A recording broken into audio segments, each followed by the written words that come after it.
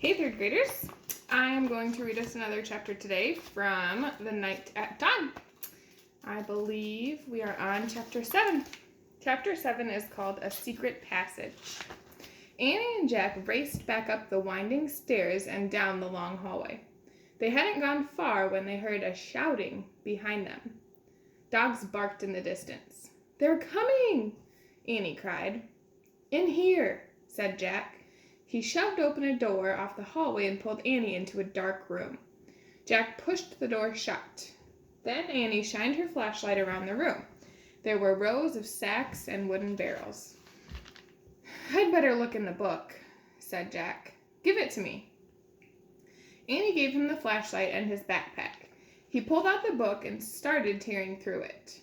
"Shh," said Annie. "Someone's coming." Jack and Annie jumped behind the door as it creaked open. Jack held his breath. A light from a torch danced wildly over the sacks and barrels.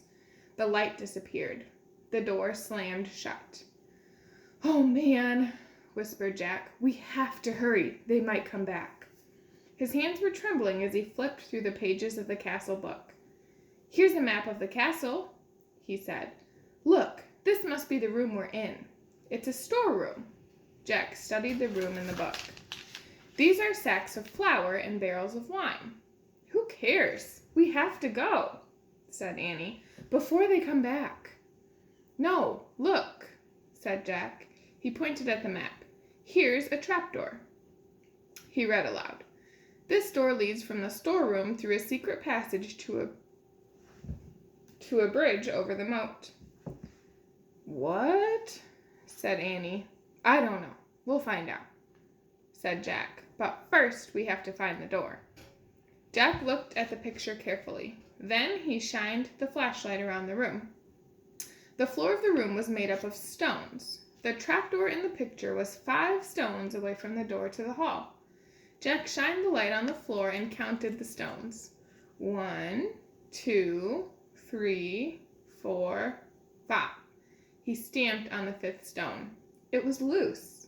He put the flashlight on the floor. He worked his fingers under the thin sheet of stone and tried to lift it. "Help," Jack said.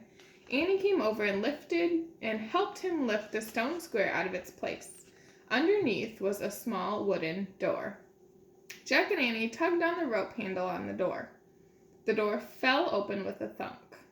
Jack picked up the flashlight and shined it on the hole. "There's a little ladder," he said. "Let's go." He clipped on the flashlight and felt his way down the small ladder. Annie followed. When they reached the bottom of the ladder, Jack shined the light around them. There was a tunnel. He crouched down and began moving through the damp, creepy tunnel. The flashlight barely lit the stone walls. He shook the light. Were the batteries running down? "I think our light's dying," he said to Annie. "Hurry," she called from behind. Jack went faster. His back hurt from crouching. The light got dimmer and dimmer. He was desperate to get out of the castle before the batteries died completely. Soon he reached another small wooden door, the door at the end of the tunnel. Jack unlatched the door and pushed it open. He poked his head outside. He couldn't see anything in the misty darkness. The air felt good, cool and fresh. He took a deep breath. "Where are we?" whispered Annie behind him. "What do you see?" "Nothing, but I think we've come to the outside of the castle," said Jack. "I'll find out." Jack put the flashlight in his pack. He put the pack on his back. He stuck his hand out the door. He couldn't feel the ground, just air.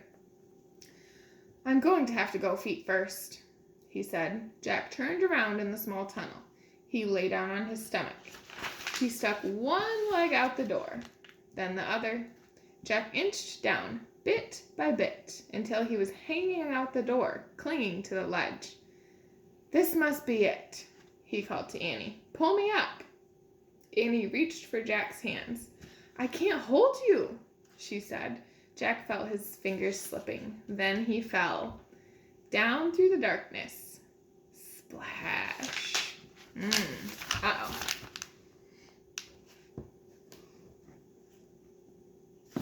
So, guess we'll have to find out tomorrow what he fell into.